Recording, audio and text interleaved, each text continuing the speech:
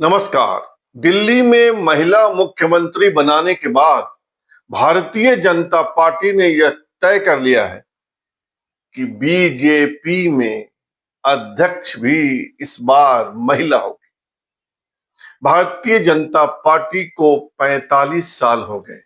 Party का गठन 45 साल पहले हुआ था, यानी 1980 में। और 45 साल के इतिहास में कोई महिला अब तक बीजेपी की अध्यक्ष नहीं बनी है। यह पहला मौका होगा जब भारतीय जनता पार्टी किसी महिला को अध्यक्ष पद पर बैठाएगी। और बहुत संभव है कि 8 मार्च महिला दिवस के दिन ही भारतीय जनता पार्टी नए अध्यक्ष की घोषणा कर दे। अगर 8 मार्च को नहीं हुआ तो 2 दिन बाद, 4 दिन बाद, लेकिन मोटे तौर पर बीजेपी में यह सहमति बन चुकी है कि इस बार महिला को ही अध्यक्ष बनाना है। अब आप यह भी जान लीजिए कि इतिहास में 2 बार ऐसा मौका आया है जब कोई महिला बीजेपी का अध्यक्ष बनते बनते रह गई है। एक बार राजमाता विजया राजे सिंधिया को अध्यक्ष बनाने की बात चली थी, लगभग फाइनल हो गया था, लेकिन राजमाता ही पीछे हट गई कि उम्र हो गई है, पूरे देश का भ्रमण नहीं कर पाऊंगी, दौरा नहीं कर पाऊंगी, तो राजमाता नहीं बनी। और दूसरा मौका आया था उमा भारती के बनने का। बात चली थी, मंथन हुआ था, बैठकें हुई थी, लेकिन उस बार मौका मिला कुशाभाऊ ठाकरे को, जो बीजेपी के सम्मानित नेता थे। और यह तीसरी बार है जब महिला अध्यक्ष की बात हुई है और फाइनल है कि महिला को ही अध्यक्ष बनाना है। फिर मामला कहां अटका हुआ है? मामला अटका हुआ है कि किसको बनाया जाए। दक्षिण भारत से बनाया जाए कि उत्तर भारत से बनाया जाए कि पश्चिम भारत से बनाया जाए, इसी बात पर मामला फंसा हुआ है।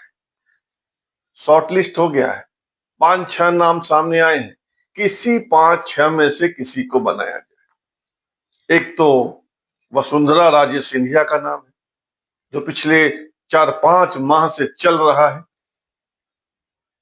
वसुंधरा राजे राजस्थान की मुख्यमंत्री रही हैं, 1 बार नहीं 2 बार, और राजमाता विजया राजे सिंधिया की सुपुत्री भी हैं।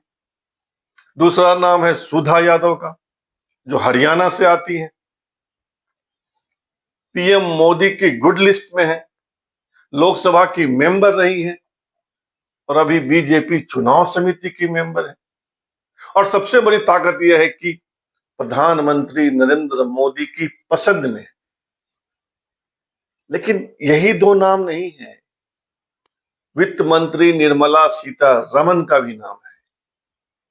निर्मला सीतारमण तमिलनाडु से आती है, संघ बैकग्राउंड की नहीं है, पर बीजेपी में पकड़ तो बना ही चुकी है।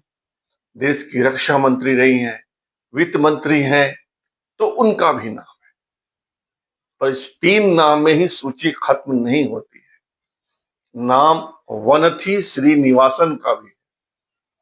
वनथी श्रीनिवासन इस समय बीजेपी की महिला मोर्चा की राष्ट्रीय अध्यक्ष है। और सबसे खास बात, वह कोयम्बटूर विधानसभा से चुनाव जीती हैं, एमएलए हैं। और उससे भी खास बात, उन्होंने कमल हासन जैसे एक्टर को हराया था और बहुत सक्रिय हैं इन दिनों। तो एक नाम तो वनथी श्रीनिवासन का भी है। पर लिस्ट यही समाप्त नहीं हो रहा है। दग्गुबाती पुरंदेश्वरी का भी नाम है। दग्गुबाती पुरंदेश्वरी कांग्रेस की लीडर थी, 2014 में बीजेपी में आई, 11 साल होने को है। और इस समय आंध्र प्रदेश बीजेपी की अध्यक्ष है। तो ये तो हुए मोटा मोटी 5 नाम, वसुंधरा राजे सिंधिया, सुधा यादव, निर्मला सीतारमण, वनथी श्रीनिवासन, दग्गुबाती पुरंदेश्वरी। इस 5 नाम के अलावा भी नाम है और बीजेपी यही फंसी हुई है कि इस 5-6 में से कौन सुटेबल रहेगा। क्या बिहार और उत्तर प्रदेश को ध्यान में रखकर सुधा यादव को प्रेसिडेंट बनाया जाए, या दक्षिण भारत में और पांव पसारने के लिए, अपनी जड़ें मजबूत करने के लिए किसी दक्षिण भारतीय महिला को बनाया जाए, या किसको बनाया जाए? इसी पर मंथन चल रहा है, इसी पर मंथन चल रहा है। लेकिन अब तो घड़ी आ गई है और 8 तारीख के बाद किसी भी दिन ये घोषणा हो जाएगी कि फलाना महिला नेत्री बीजेपी की अध्यक्ष बनी और बीजेपी के इतिहास में पहली बार किसी महिला के हाथ में बीजेपी की कमान। फिलहाल इतना ही, और आपसे आग्रह है कि आप इस चैनल को सब्सक्राइब कीजिए, ज्वाइन कीजिए, लाइक शेयर और कमेंट कीजिए। शुभ रात्रि, सब है।